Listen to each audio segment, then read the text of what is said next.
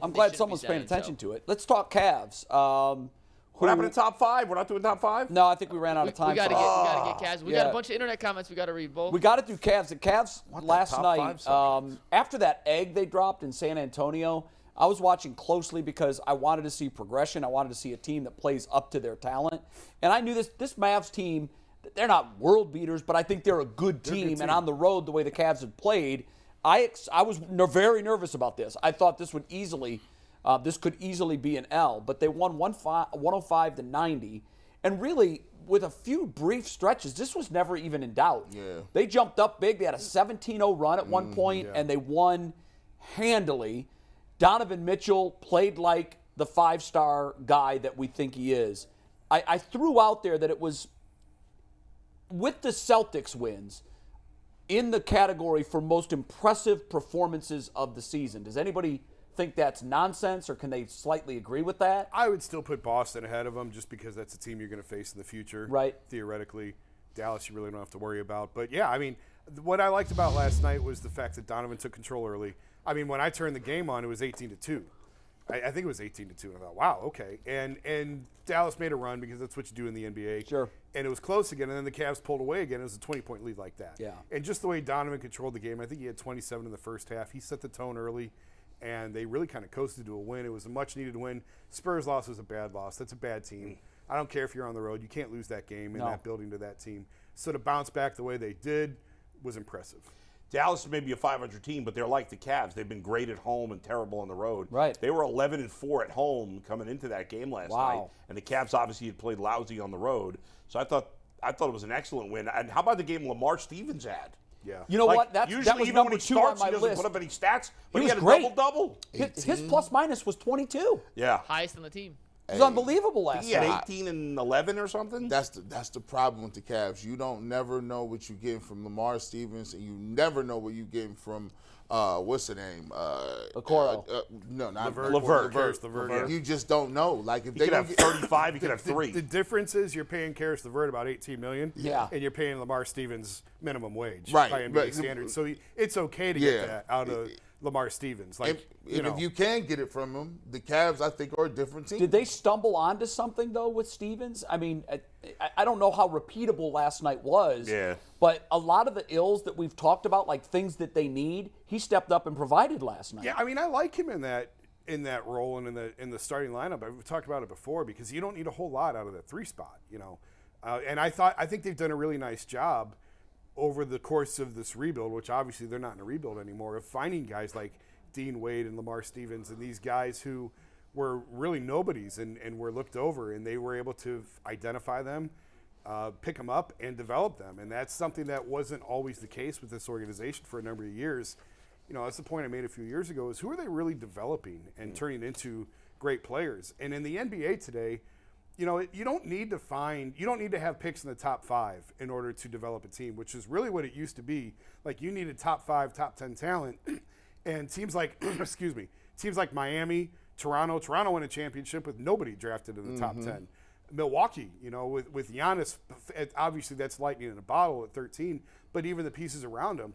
You can build teams now through development and through different ways. It doesn't always have to be high lottery picks. Obviously, the Cavs had Evan Mobley at number 3, but Jared Allen they got in trade. Garland was a high pick at 5, but there's just other ways to supplement the top talent, and I think they've done a nice job of identifying I would second that. Do we know why your boy Jetty Osman didn't play last night? I don't know. No, They only really played 8 guys last night. Yeah, small rotation. Yeah. Everything worked. They only got, I think, 13 bench points. Sometimes That's it. All from I think Kevin Love at 2. Sometimes if Love guys did are have 2. rolling and catching a rhythm, you just don't want to disrupt that rhythm. And so a guy like Jetty, I don't know. I don't know if he was fighting something, if he was hurt. I Yeah, really it just don't said know. coach's decisions. That to me means that the other guys caught a rhythm, and they just went with him. What I found is, which is, I don't know, interesting, is the Cavs play well against the names. You look who they beat this year. They beat the Sixers handily. Yeah. You beat the Celtics. Mavericks. You beat the Celtics twice. Lakers. You beat the Lakers. The teams with the names, they seem to play. But They did L the Warriors. Yeah, they did take an L to the Warriors, but you lose to Sacramento And the twice. Bucks. They lost to the Bucks. Well, Milwaukee is, I think, the cream of the crop.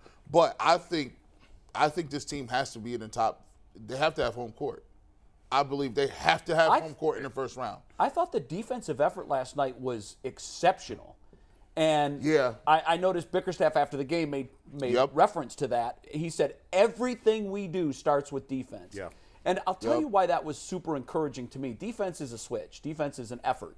It's a decision. Are we going to go all out tonight and expend a lot of energy to play defense? And it seems that when this team has decided to do that, the two Celtics games, I thought they did that for the last Bucks loss, the Friday night after Thanksgiving when they gave up that 25-2 run. It started so well for them. They had like a 17-point lead, and they were playing defense. I think that's good because Bickerstaff even made this comment, which I loved. What we do well travels, and that's defense. Yeah. And it does. It's a mindset. It's a decision. And I thought last night, particularly because they had looked so poor against San Antonio, they made the decision to win this game. We're going to have to go out there and play playoff caliber defense, and they did it, which is nice. I think they can find that gear when they need it. But to G's point, I agree that I think they need home court just because they're a young team. And young teams tend to, in a playoff environment, a playoff atmosphere, they tend to buckle a little bit on the road. And because they've been so bad on the road. Yeah. And again, I think that goes back to just being a young team, and they're not really battle tested. They're not road tested. So that could determine how far they go. And they got two. They showed me they got two guys where, you know how you be watching NBA basketball, and you got a couple dudes that's bucket getters, and they're going to get buckets regardless. You can play it in the playground. You can play it in your backyard or in Golden State. Mitchell and Garland will score to a certain extent. But to win, you need that third dude, a fourth dude, to come along and say, oh, well, I could get that too, on the road. And it's not that they don't have it. It's just the fact that they're young and they're trying to find it. Is Allen or Mobley more that guy to you? I had a executive with another team tell me Jared Allen's their most important player. Period. Really? Yeah. We've heard other people intimate that his trajectory will be the Cavs' trajectory. Because they sort of unravel defensively when he's not out there. Right, He's the pillar to what they do defensively. Doesn't necessarily mean he's their best player. Donovan Mitchell's their best player. Sure. The guy I was talking to said Jared Allen is their most important player. I get that, It was too. interesting. I understand. He doesn't make he doesn't make mistakes. Like if you watch Jared Allen, you very rarely see him take a bad shot or not finish around the rim or be out of position defensively. It's just like you can count on him to get that 14 and 12 and play great defense. If You know, there we was talked PFF about grades for basketball players, Jared Allen would rate Off so the charts. high. Yeah. Because he, like you said, he doesn't make mistakes. He's always in the right spot. What is it that you defensively. He said, helps. Mike, at the beginning of that? I couldn't hear If the there were PFF If there was grades. PFF grades grades, for basketball players, It's he would interesting. rate so highly because he doesn't take bad shots. He Yeah. only takes shots that are within the offense. When the ball comes to him, he doesn't need the ball. He sets screens. Like in 2K, you might be able to get this. The teammate grade for him would be out the window with all the picks he sets and rebounds like he the does. big fundamental. And he has the anchor badge. And he great does hair. all the little things, right? Yeah. The defense, the rebounding, the hustle plays. He brings the energy to the team. That's why I don't think can there's any doubt totally about it. co-sign that Yeah. remark that he's not their best player. I agree that, but he may be the player that ultimately determines what they become.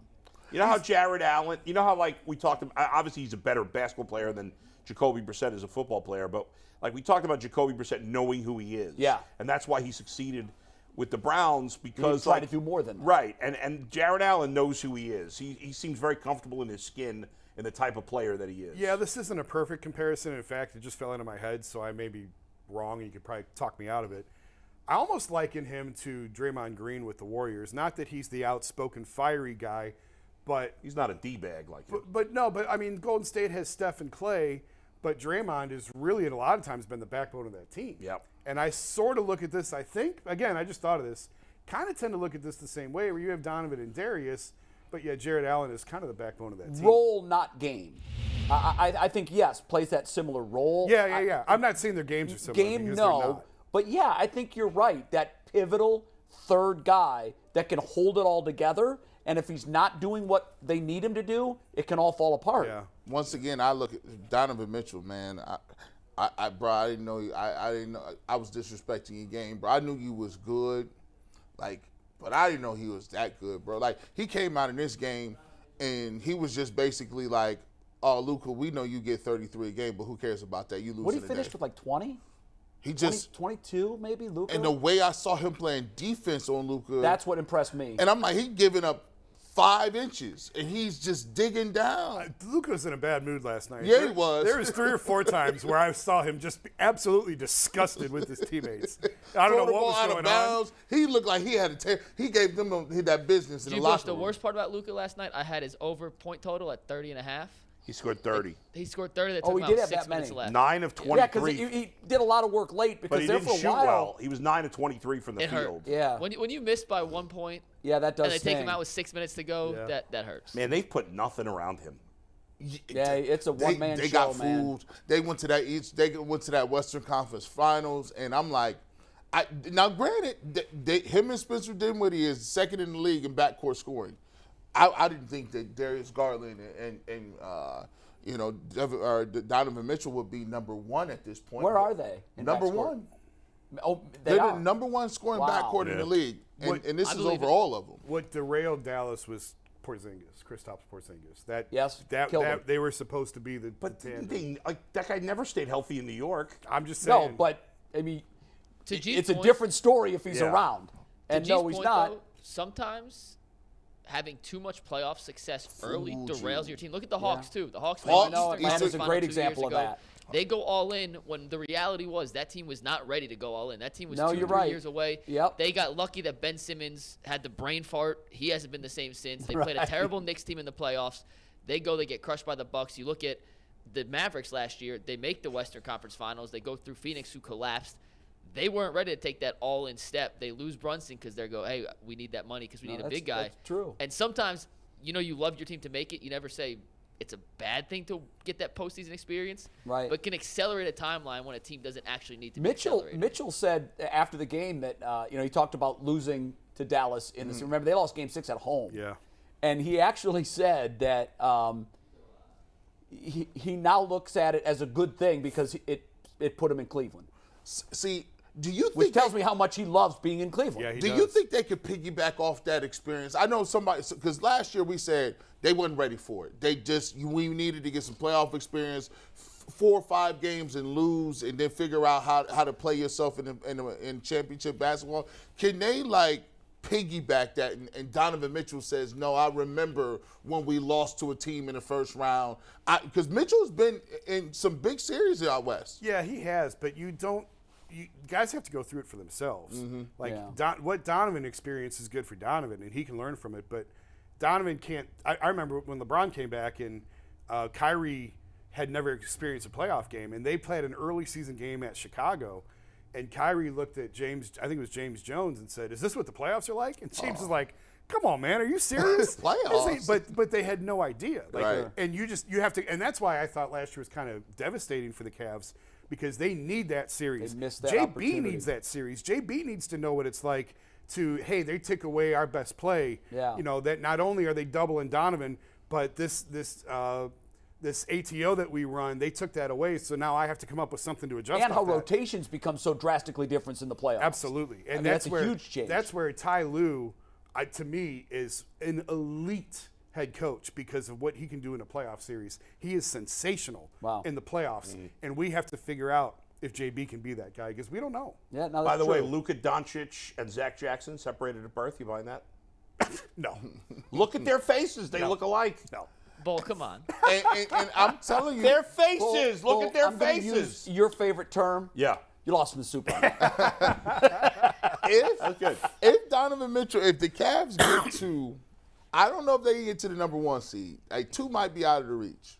But I'm gonna tell you Number what. 1 seed. Yeah, Cavs ain't getting the number No, 1 I'm seed. talking about the East. They're No. 3 right now. not I getting don't a know if 1. they can get to the 2. They're not catching Boston, Milwaukee. So how many points Donovan Mitchell got to keep putting up before they like, oh, listen, this guy might be an MVP candidate? I mean, he putting up 30 a game. He's got to keep doing that. I mean, a lot of times you have to, it's a progression. Yeah, And you then get because into you're the voting. conversation. you got to get in the club. Then you get into the top 2. That's right. It's like winning a championship. It's the same thing. Yeah. Nobody goes from worst to first in the NBA. Unless you're Derrick Rose. That's the only time I've ever seen somebody D. just Rose. that D Rose, that MVP they gave him. I was like, but he only getting That was one of the LeBron MVPs that they just gave away. That Yeah, was they didn't want LeBron to get it. No, remember they gave MVPs away to Steve Nash. That was Kobe's MVPs. Yeah, that was. You're right. It was Kobe's. They ain't slick. Giannis done won it twice. Maybe y'all you guys vote. Who in the Athletic votes for MVP? Jason, do you have an MVP vote? I did when I was a beat writer, but I don't anymore. A lot of times they give those to beat writer, and then you have to be a national NBA writer, and I'm not considered a national NBA writer. I'm stunned that you're not considered a national NBA writer. You should be. Well, I mean, if the Athletic categorized me as that, then I would be. But they asked me to be, and I told them I didn't want to. Oh, really? Yeah, I'd rather do this. This is way more fun because this allows me time to do stuff like this. Sure. If I was a national NBA writer, I wouldn't have time to do it. So, I mean, I guess I'm categorized as like senior columnist type thing. Right, so yeah. I just write about whatever I want. I do more NFL now than NBA. Do you really? Yeah, but I could do either. By the way, Donovan Mitchell is 8th in scoring in the league. It's a lot of people. Hey, Shai Gilgeous, what's his name? Shai Gilgeous-Alexander. Chris, is he getting 33? The scoring is outrageous. Joel Embiid is leading the league at 33.3. Then Doncic, Giannis is 3. Shai Gilgeous-Alexander 4. Jason Tatum, Durant, Steph Curry, and then Mitchell. If the Cavs finish 3rd in the East and Donovan continues playing this way, he'll catch a couple MVP votes. He's not going to be in the top 3 or 4, but he'll get some MVP votes. And that's step one. Yeah. Curry, I don't even know where he finished in Utah. I'm sure he's got an MVP vote. I bet he's been top 10 once, at least. Yeah. Steph Curry dinged his shoulder That looked last bad. night. It did look bad. Yeah. I think they're going to MRI that today. But My fantasy team cannot afford that. We cannot Bush, be out. this next stat comes courtesy of Cleveland Whiskey, our favorite alcohol on the market. Cleveland Whiskey's Christmas bourbon is available now. Visit your local liquor store. Take some home today. It's whiskey without limits. Please drink responsibly. The NBA.com releases its MVP ladder every week. On Tuesdays, they put out a new MVP ladder. Donovan Mitchell currently 6th on their MVP ladder. Very nice. Crack that Quarter of top the way through the 5. season. Do you guys want to know 1 through 5, just for fun? Yes. Yeah, go ahead. Jason Tatum, number 1. Yeah, they Giannis, 2. Luka, 3. Jokic, 4. Durant, 5. Mitchell, 6. Curry, 7. Morant, 8. Anthony Davis, 9. Embiid, I'm surprised 10. Embiid's that low. Why There's is- a lot of people around the league that don't like him. A lot of executives. Why would Doncic be in the top 5 when his team is a 500 team? Because he's Luka. Yeah, but you can't win the MVP if your team is He's averaging not 30. in the NBA. He's averaging 34, 9, and 9. That's crazy. That's crazy. That's And NBA he's the only 2K player numbers. on that team. That You is take crazy. Luka off, and 34, 9, and 9 is nuts. ridiculous. In comparison, just for comparison's sakes, Donovan Mitchell's averaging 29, 4, and 4. So Yeah. But I mean, this is There's the a gap there. This is the Jason Tatum year. They've already pre-dawned. It feels that way. They've already. The writers have said you went to the finals. You're preordained. You're preordained. It's a Tatum year. It's also dumb. Yeah, it is kind It of. is dumb, but I agree with you. I hate Yeah, that. yeah. But it does happens. It's feel. the progression. I just said it. Okay, It's the you've waited in progression. line. Who's next? Bring him up. Jokic is down at 6, even though he has the same numbers or better than he did when he won the MVP. Yeah. He'll never win Have it you guys again. been paying attention to the Pelicans? Zion's been playing great. He's out of his mind. Hey, And They're they're the out number of one there. team in the They're West. the number 1 team in the West. By I'ma the way, take this Pelicans was not good. and we got to do internet comments in a sec. And I'm curious your guys' thoughts. How petty of it was the Suns to get mad at that windmill dunk at the end? That was Yeah, pathetic. I know. That's. That drives me. Who cares? Nuts. It was I know. pathetic by the Suns. I thought it was weak. Everybody complains about unwritten rules in baseball. Well, we got to complain about the unwritten rules in basketball. There we go. now. Stupid. If Zion was in any other market, this would have gotten out more. He asked for a trade almost every week last year and the year before. Yeah. He did not want to be in New Orleans. No, he didn't. And Griffin, that whole staff, came within a whisker getting fired.